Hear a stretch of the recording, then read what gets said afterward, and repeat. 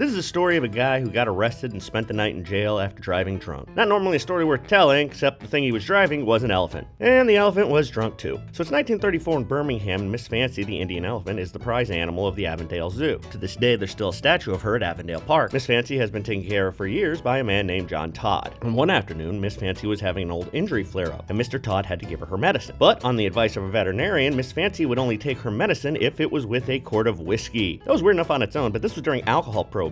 So where was the zoo getting the liquor? That's easy. When the city would confiscate liquor, they just give it to John Todd for the elephant. That's right. In a time when no one could legally get alcohol, Miss Fancy and John Todd had a government hookup. So when Miss Fancy's injury flared up, it seems Mr. Todd took advantage of his situation, and then he and his homegirl Miss Fancy decided to go for a joyride. He rides the drunk elephant down the street in Avondale, and every once in a while he stops to do some tricks with Miss Fancy for the passerbys. Anyway, after a while, this started annoying motorists because it was backing up traffic, and so the police were called. When the police got there, they arrested Todd, put him in the car, and then try to get Miss Fancy to follow the car back to the zoo. Only the elephant only listens to John Todd. So the only solution was for the cops to put Mr. Todd back on top of the drunk elephant so he could ride her back to the zoo. In the end, Miss Fancy went back to the zoo to sleep it off, and John went to jail for the night. But there's a happy ending. John Todd's kids told the court he didn't seem that drunk to them, so the court let him off with no charges and everything went back to normal. The moral of the story is, don't drink and drive, no matter what you're driving. I'm Jonathan Soboleski for AL.com.